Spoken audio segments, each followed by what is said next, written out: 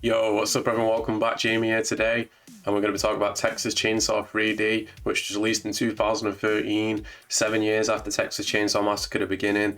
And I've got to say, this is probably it's a direct sequel to the original. So is this one of the first requels? I don't know, maybe. You be the judge of that. But straight up, we got to say, this is one of the worst it's had the franchise, no doubt. Filled with plot holes and inconsistencies. The writer, one of them, was Adam Marcus, who also wrote Jason Goes to Hell. So, I'm not trying to throw shots or anything, but that's two movies he's made in horror franchises that have been really bad. Jason Goes to Hell and Texas Chainsaw 3D. But yeah, let's just jump right into it. It starts with a narration of Sally, from the original, talking to the police, saying what happened and all that. And it's basically a recap of the first film with clips thrown in there. There's the 3D element into it. I mean, the opening's not bad, especially when we get to the opening scene. I think that's the best part of the film, to be honest. So we're back at the Drayton house, and the sheriff arrives at the house, and basically there's a lot more family members. This is direct sequel to the original. Never seen any of these people inside the original, but they all just start pulling up and defending the house. He's like, Drayton, I want you to bring out Jed. So I guess that's Leatherface's name in this timeline, Jed. Bill Moseley's playing Drayton, which he does a really good job of capturing the original actor. And Gunnar Hansen's also there as a cameo as well, who played the original Leatherface, in case you didn't know. Leatherface is in the back and Bill Moseley goes to him. And the mask that he's wearing, the Pretty Woman face, it looks just like a Trick or Treat Studios mask. Look how it looked inside the original, and then look at this, and tell me they did not just buy the mask off Trick or Treat Studios website and used it for the film. It looks so bad, man. This mask is so bad. But there's also a cut scene of the original opening, where the trucker from the first film, his body's hanging up. That sort of ties up a little of a plot hole right there. What happened to the trucker? He died. They caught him at the end. So the town folk arrive and they want to basically they just start burning the house. They want to kill all the Sawyers pretty much. And all of them do, even Grandpa, they all just get a set of fire, man. I mean, it's CGI flames, but I guess it's not bad. Apart from a mum and a baby, we have no idea who they are. They survive, but when the baby survives, the woman just gets kicked inside the face and they take the baby. From there we cut to the future, I'm guessing, because the film does not tell us any of this. No details are given. The baby's growing up to be a woman, working inside cutting meat inside a supermarket, and she also makes art out of bones. So the film's pretty much telling you right there, she's related to the Sawyers. Here's where the plot all starts. The film should be 1990s, because the original was 1974.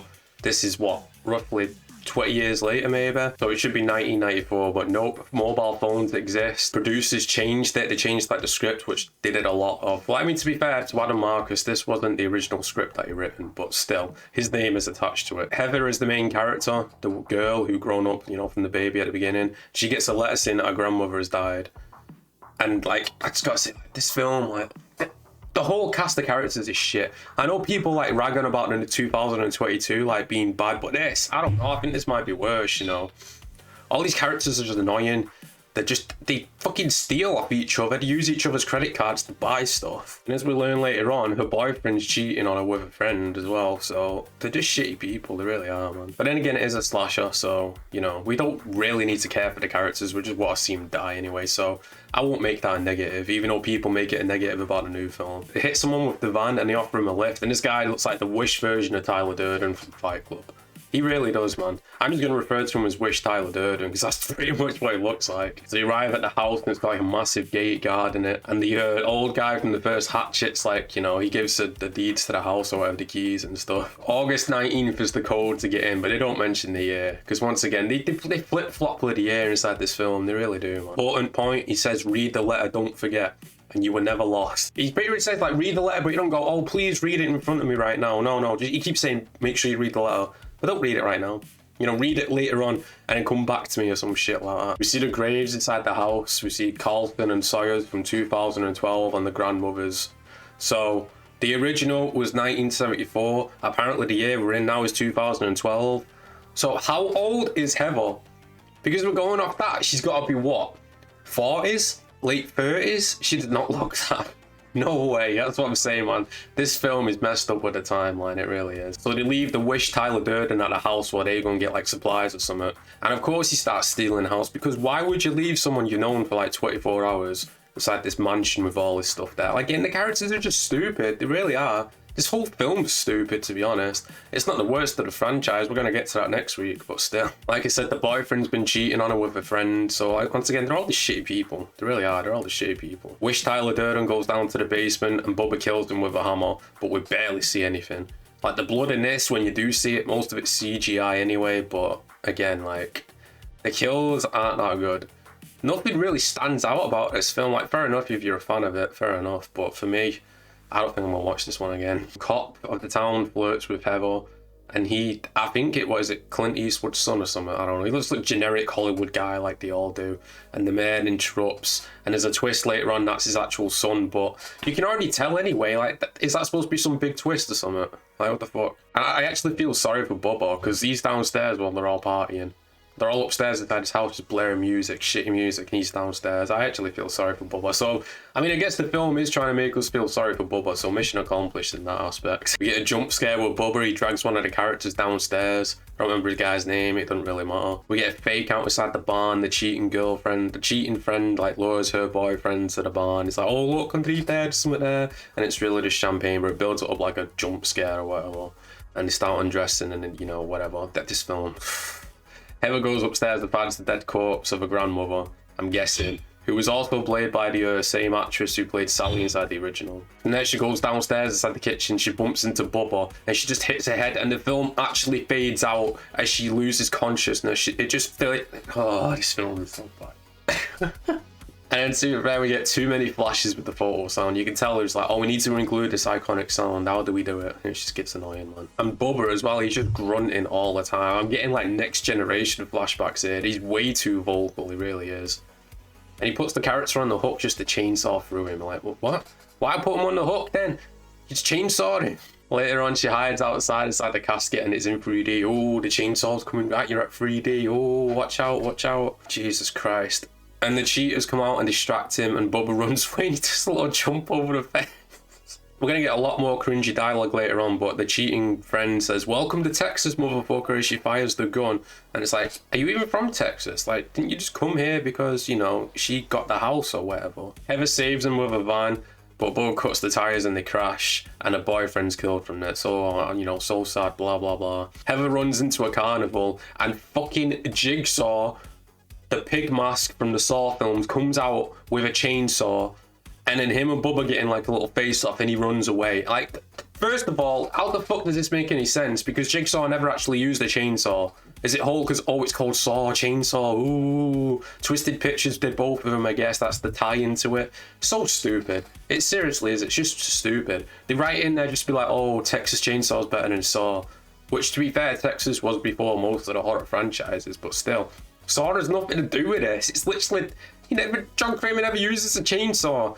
He never chases people either. It's just, whatever, this film, man. This film. Pose the Saw at the cop in 3D and he just runs again. And it's like, Bubba inside this film, man, what are you doing to him? It's not as bad as Next Generation, but still, man. Character assassination right here. The sheriff from the beginning called Hooper, you know. Shout out to Toby Hooper. Heather tells him that she's a Sawyer. Because, you know, you have to tell him at this point because there's a whole dynamic going, oh, the Sawyers have got to die, blah, blah, blah. We get the cocky cop. He's like, oh, chainsaws don't make you bulletproof. And he goes inside the house live streaming on his phone, even though this is supposed to be the 90s or 2012 or whatever fucking year it is. I don't even know at this point. But he's live streaming on his phone to the mayor. Meanwhile, Heather's at the police station going through the newspapers and she finds out about her family history and stuff. But they block out the date again because, you know, they can't make their mind up what year it is. They keep telling the cops to investigate after finding bodies, and it's like, why wouldn't you call for backup? There's dead bodies inside this house. Why just continue searching? Wouldn't you at least be like, okay, we need someone to come over and help? And then the cheating girl, you know, the friend, she jumps up out of the freezer or whatever, and he just shoots her inside the head. So she's dead. Bubba kills him on the way out though, which is good. But then he cuts his face off, and then instantly the skin just turns like, it just, I don't know. This film, I'm done questioning at this point because clearly they put no thought into it. You mean it's the old guy from before and he's like, oh, Jed's your cousin, didn't you read the letter? And it's like, why not tell her before? Why leave? Why not just be like, listen, I'm not leaving until you read this letter. Read this letter right now so you know what you're in for. It's just so stupid, man. It really is. He's like, oh, Jed knows about you. And then 2 seconds later, he's like, he doesn't know who you are. So what, does he know about her? Or doesn't he know about her? I understand, like, you know, he's mentally You know, he's not all there mentally. But still, come on, man, the dialogue here is just so stupid. So, of course, she gets picked up by the generic Hollywood cop. And the twist is, oh, he's evil, and he takes her to the, is it a meat factory or whatever, I think it is. And the slaughterhouse, that's whereabouts it is. Bubba hears on the police radio that they go. So, of course, he starts preparing to go rescue her cousin. Like, she's just stupid. It's like, why is Bubba going on a rescue mission? In the first film, Bubba just wanted to stay at home. If you came to his house, you know, he was scared and he killed you in self-defense. Bubba doesn't come to you, you go to Bubba, basically. But yeah, the cop ties her up at the slaughterhouse and then basically just leaves the film. You don't see him again. He just walks out of the film. He's gone. He's gone. Bubba's about to kill her, but he sees the birthmark on her shoulder. And somehow he's like, I guess all the Sawyers have that. I don't know. It's just so stupid. But then they start beating up Bubba. And of course, the iconic line comes, Heather throws the chainsaw to him. Do you think, cuz? Because, you know, such an amazing line. That line just, like, basically defines this entire film. It really does. Lots of CGI blood here when the mayor's, like, getting dragged into whatever the fuck it is. Oh my god, it's such a bad film. They go back home and she finally reads the letter, blah, blah, blah. She's going to be the caretaker of Bubba now. And there's an after credits scene where like adoptive family come and Bubba just answers the door and I'm guessing he kills him. So overall, Texas Chainsaw 3D, I'm giving this a 4 out of 10, man. The opening's really good. It sets the film up really good. Like, they sort of like recreated the original, I'll give him that. Bill Moseley as playing Drayton was really good as well. You got Gunnar Hansen as a cameo. But after the opening, like especially that Trick or Treat Studios mask, like what the fuck were they doing with that? After the opening, it just falls down a cliff, man, it really does. Too many plot holes, characters are just annoying as fuck.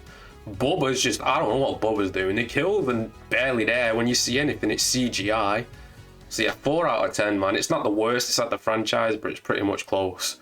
Speaking of the worst it's at the franchise, next week, Leatherface 2017, which is a prequel to this film. That's gotta be the worst. Spoilers, that's the worst of the franchise for me. But yeah, I'll be reviewing that next week. Until then, make sure you like and subscribe. Until next time, peace out in a bit.